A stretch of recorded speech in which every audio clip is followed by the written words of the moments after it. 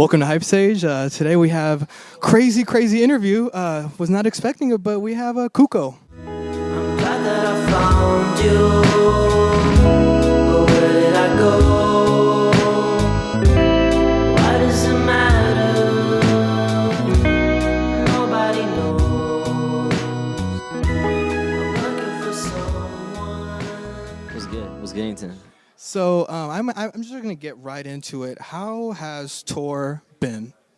Damn, dude, this shit's like crazy. Like, I'm dumb exhausted, but I mean, it's dope. Like, any like city we've been hitting, like, it's been really like, I mean, it's like overwhelming and like rewarding at the same time, and I think it's like really dope to like also be getting to like know a bunch of different like cities, even like different countries.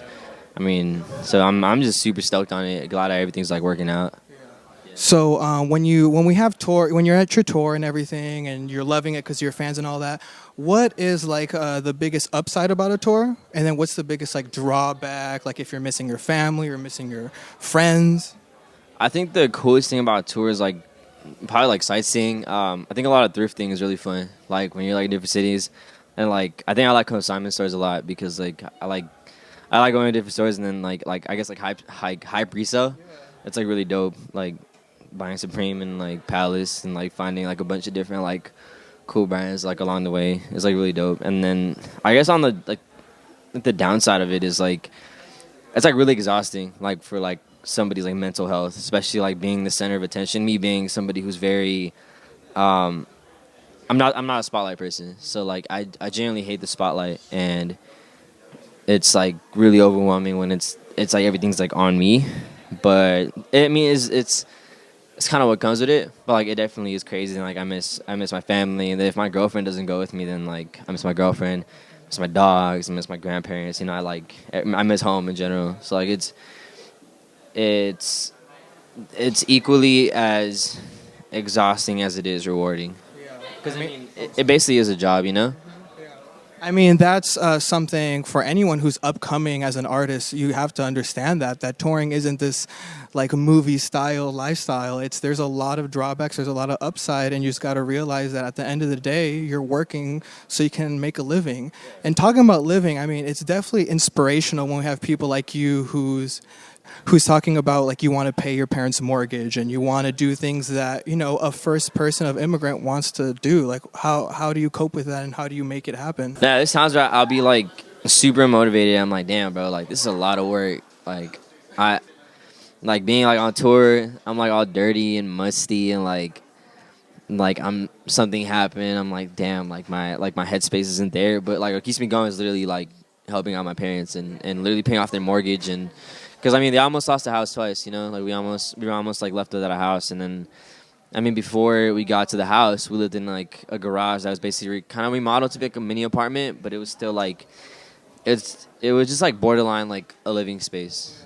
So it was like watching my parents go from that to like an actual house where we owned it, and then watching them like spend nights like at like NACA conventions to save the house, and watching my mom just like put all the paperwork together, like working these hours, and then my dad like trying to get like work left and right to make like ends meet. It's something you see like being first generation, especially like they don't. And then aside from that, it's like my dad didn't have a work permit at the time, so it's like he had to like find jobs that were more like freelance. He didn't have something where he's like it was like reliable and constant. It was always back and forth, just trying to like make ends meet. So it's cool that this motivates me to like want to help him out, you know, like that's why I do it. I do it for my parents.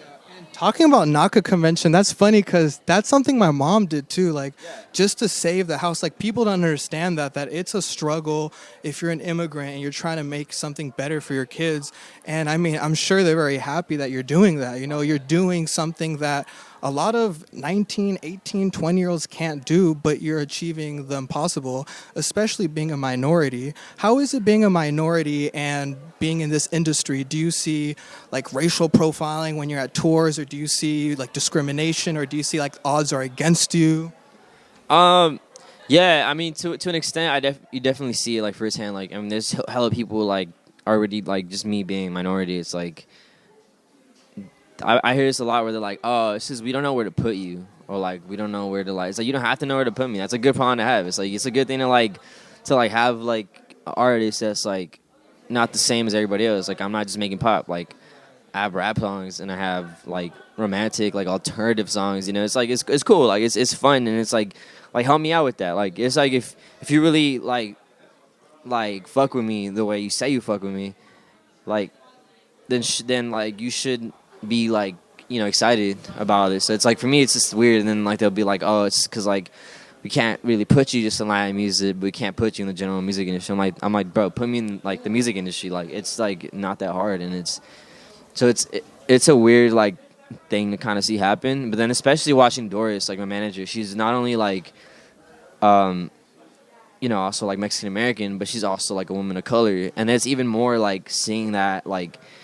There's even more profile in there. It's like they're like, oh, like being a woman, they're not capable of this and that. And it's like, and then my manager's like made this fucking happen, bro. Like I'm not here because of me. I'm here because also her. Like it's something that we as a team work for. And then like it's funny because like last year, it's like the industry's just so weird. Like they would never pay attention to her. They'd be like, oh, she's probably tripping. Like this is some dude that's like making whatever music. Like a year later, the same people that she tried to hit up and turn her down or hitting her up. So like, oh, so what happened to this? Like, why do you never introduce me to this? She was like, dude, I tried to put you on. Like now it's too late. Like you can't hit me up. So it's cool. It's a flex. Yeah. It's a flex to be like, oh shit. Like there's this Mexican kid and his Mexican manager. Like they're doing this shit, and like they got to a point where I don't need a fucking label. No, and I mean that's so motivational. I mean, how exactly did you meet Doris, who's created Mija Management? How did you find her? It's just like a wild card on how all this happened. She found me through Twitter.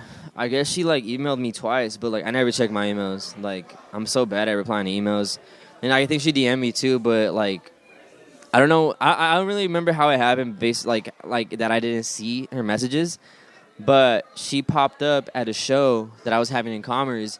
But it was crazy because she wanted to go before I even went on because she had to go to another show that night to see one of the artists that she used to kind of do like, it was a like day by day managing like thing for another artist. She wanted to go see her show at the Roxy, I think. So basically, she drove to Commerce to like basically kind of talk to me, but I wasn't there yet. I didn't get there till like a couple minutes before my set.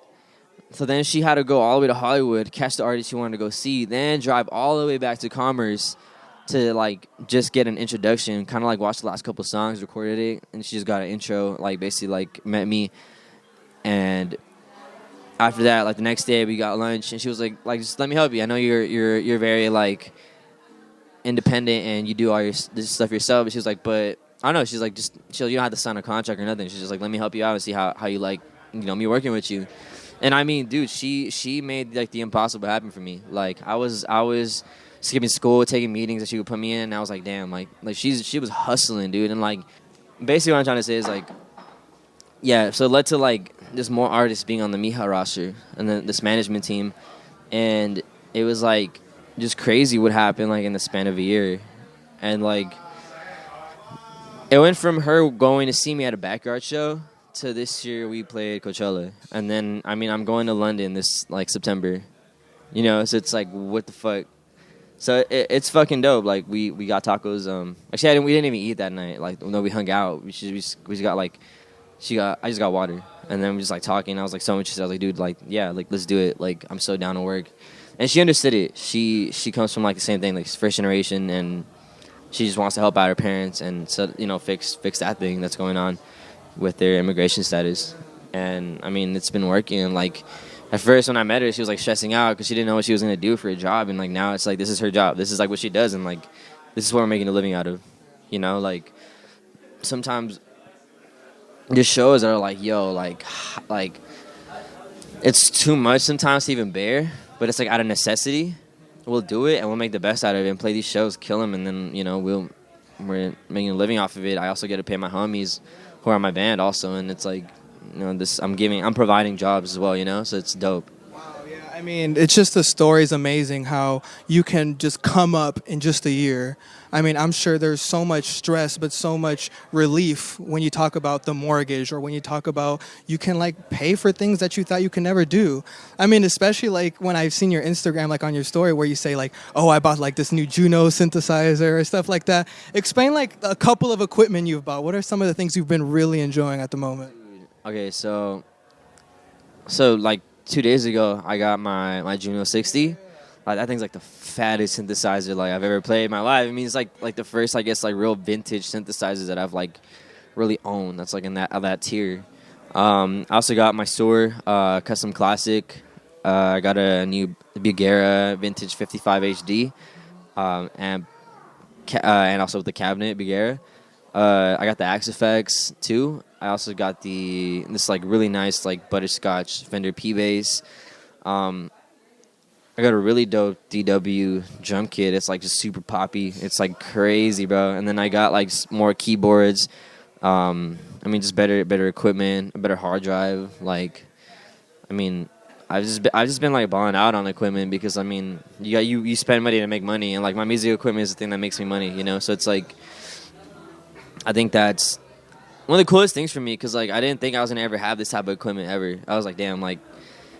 I was like 15, like 14 when I wanted these like things, and it's like, damn, like that's a lot of money. I'll probably have to like get a degree in something so I can like just make this hobby at the time like something like even crazier with my equipment. But now it's like my job, so now it's like I could get the equipment and make money off that equipment. So, in talking about, like you mentioned right now, a degree, how hard was it at the moment when your parents found out that this is something you want to do in the long haul, right? Like you just know that this is for you. School was just something to make them happy, you know? Because I understand that being first immigrant, being first generation in America, that's what you want to do. You want to be the educated with a degree because as an immigrant, they know that that's like the only way you can succeed. How was it when your parents actually found out that I'm actually going to do something that's unconventional? At first, they were like worried because like they supported my music and they were super down with like me just being a musician, like to that extent where it's a hobby. But once I told them like, yo, I want to follow this like as like a living, like this is kind of what I want to make like my life be, like making music. They were just like skeptical. It's like, I mean, to begin with, there aren't a lot of us in the industry, especially with the music I make. Like that's not common, and like it's really dope to like. I don't know, be that. I want to say I'm a pioneer because I don't know how to what extent I am doing something unique or not. But I think after my parents saw my first venue show, and they saw all the support that was there, and then they started seeing like the money finally rolling in from my music, they were like, damn, like. I think my mom came into my room. She was like, all right, I think you're good to drop out of school, and I was like, God, like thank God, bro, because like I had been dropped out, so I was like, yeah. So I was like, all right, cool. I'm in the clear. Like this is my life, and it's dope. It's fun. Like don't get me wrong. Like there's times where like the whole week it's just packed. Like my day starts at like 12, at, like meetings, and then it ends like super late, and then I just come back home at like 3-4 a.m. because of like anything I was doing throughout the day, and it's like, damn, like I'm so dead right now, and it's like, but it's worth it when I see my parents smiling. I mean, like, talking about, as you said, dead, I mean, yeah, when I just walked up here the first time, like, a couple of hours ago, and I saw you, I mean, you just had this face of exhaustion. So I know it's like the work ethic is there, and, you know, it's really hard when you're pleasing a lot of people, you know, like, you have to be on your ball, you have to be on the game, you can't worry that, like, if I'm going to fuck up or not, you just have to do it. I mean, especially, like, when I saw your Spotify, like, you already have 1 million monthly listeners, like, that's crazy, bro. Like, that's crazy. And, like, how with mental health, how has that affected you? How has that made you into a better man, matured you? Do you see mental health actually taking a toll on you when you see thousands of fans every single day? I mean, I've always been, like, very unstable, probably since, like, I was, like, 13, 14. And I mean, honestly, just growing up in general, like I never saw much of myself. I never like really learned to value myself as a person. Like there was like a lot of hate towards myself. Like I still haven't learned to like really love myself, and especially now, like there's like a lot of people that do love me and do love what I do, but I still like it's, I guess my mental exhaustion is like even more like there, because I'm like, damn, dude, like my head is like so warped. Like I have so many things I gotta do. I gotta keep people happy, and then it's like I have to worry about, I have to make ends meet. I have to worry about like, keeping myself stable, my parents stable, people I hire stable. And that's my band, that's my manager, my tour manager, my videographer, my cameraman, my fucking my visuals. Like then I'm like, if something goes wrong, then I have to quickly just be like, fuck, all right, we gotta fix that. And it's like a constant every single day thing. It's like it's not like all right, we start at a certain time, then after like a certain hour at the day, or like I'm just done working. Like no, like it's like a constant thing where it's like I don't know where at like 2-3 a.m. like I'll get a text and like, yo, this happened, like we need to fix this like stat, and it's like, damn, so I gotta go on my computer like go and like, so it's crazy. Like it's super overwhelming, and like I barely get time to myself now.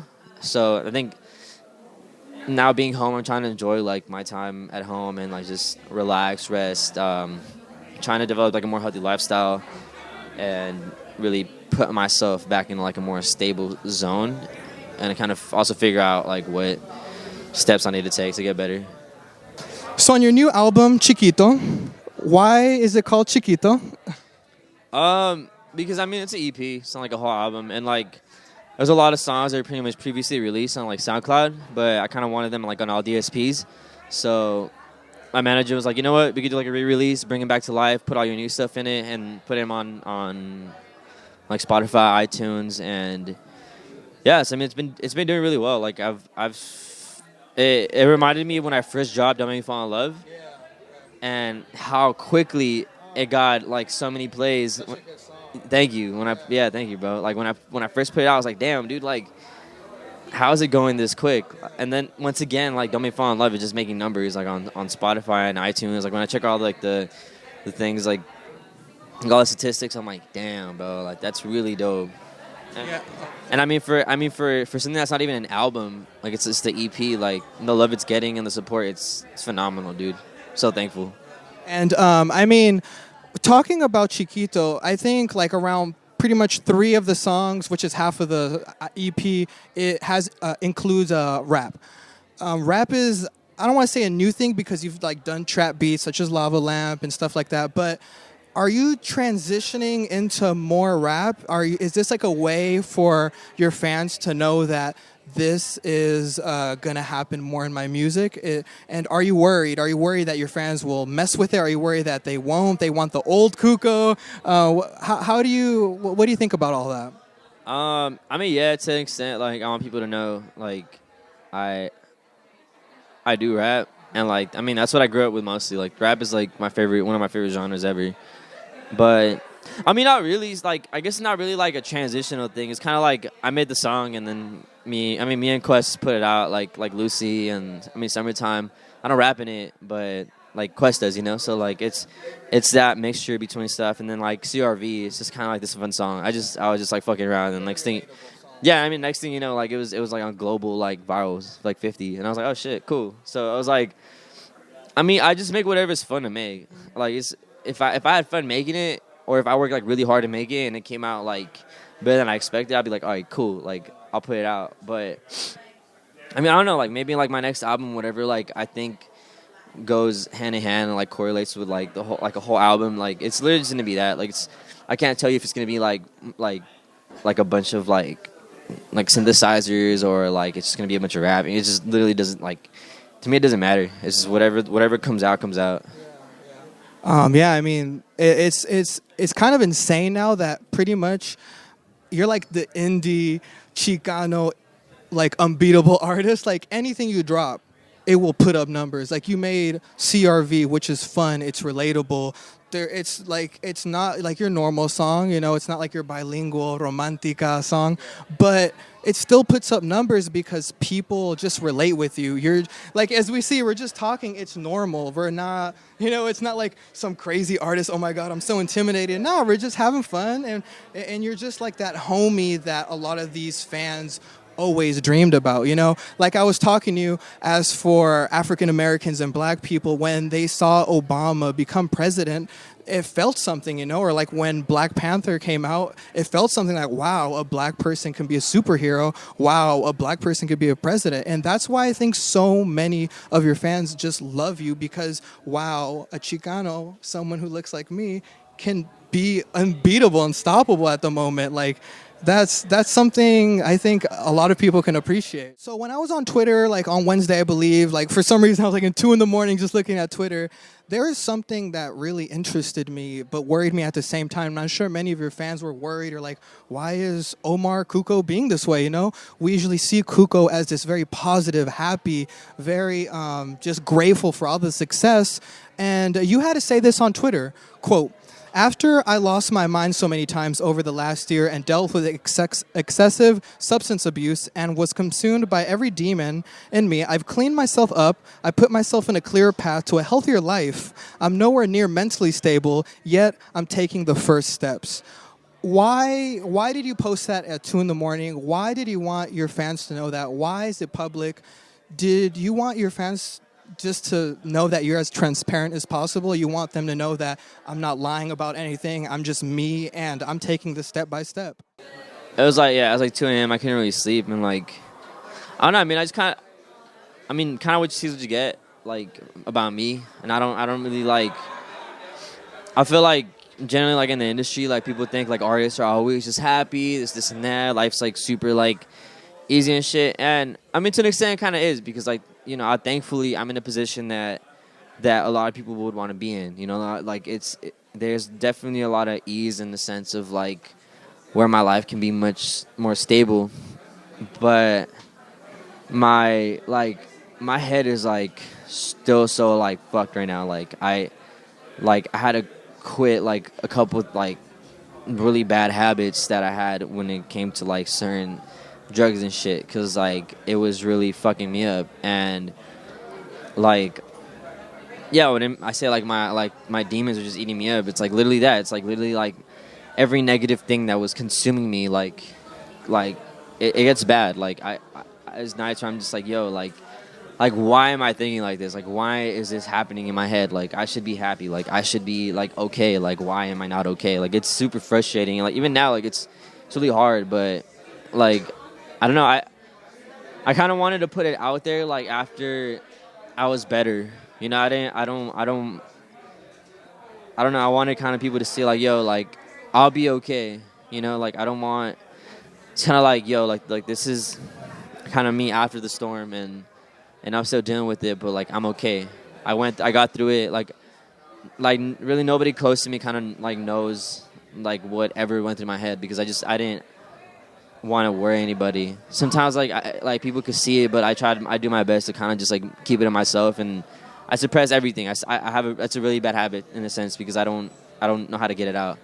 So I mean, just dealing with everything, it's like it's really kind of hard and crazy, because I like it's a bit like a nightmare, you know. It's like damn, like I wish my mind wasn't like this, but it is, and I kind of like I can't get rid of it ever, but I just have to learn how to live with it. But it's like I want people to know it's like, you know, this is basically what's happening. Like I don't think it's bad to like express that, you know, because people go through the same shit. It's like you know, nobody's alone really like that, and I'm going through the same thing as a lot of people probably are. So I mean, yeah, it definitely takes a lot of courage. Honestly, when it comes to like the things I review in the indie community, you're, I think, the first person to really share that, you know, and that's not easy. It's not easy because now people know what you've been through, or now people know how you're trying to deal with fame or deal with the stress of being a man now, paying bills, paying a mortgage, so much on your back. You know, I can definitely see that as just being very stressful.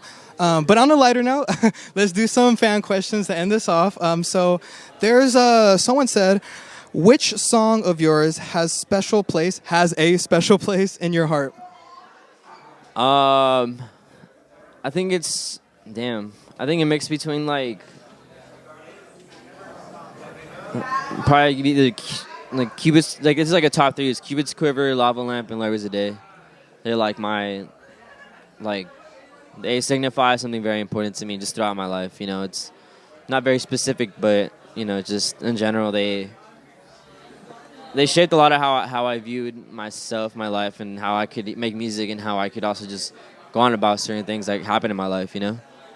I mean, actually following up with that real quick question, how was it actually when you're singing? Because a lot of people really love you because you're very confident when you do your bilingual music, when you do Spanish and English, and it just is so perfect together. Were you ever nervous that, man, I shouldn't be doing this, or people will look at it differently because there's some Spanish involved, and usually people just really mess with English only? Were you ever worried about that, or you're like, no, I'm just doing it because I know this is my roots and I want to share that with everyone? It's probably just because like that's how I am, that's how I speak, that's how I like. Not because I'm like, oh, it's gonna be popping, like this is gonna be popular, like I don't know, it's just kind of how it is, you know. Just me. All right, so another question is he making full Spanish songs? I guess like for your new stuff, will you have like a song that's only Spanish or just predominantly Spanish? I should have a couple. I mean, I haven't started writing to like a couple of my songs. Like I think I just finished finally like the whole beat process for all my songs. So now it's just like really about writing. So I can't really tell like if there is gonna be or isn't. Like, you know, I don't know. It just depends how I'm feeling. All right, so let's see what else. If you didn't pursue music, this was actually a good question. If you didn't pursue music, what would you have pursued? Like, would you want to be a cop? Would you want to be a firefighter? I mean, what exactly would you think of? Or has it always just been music?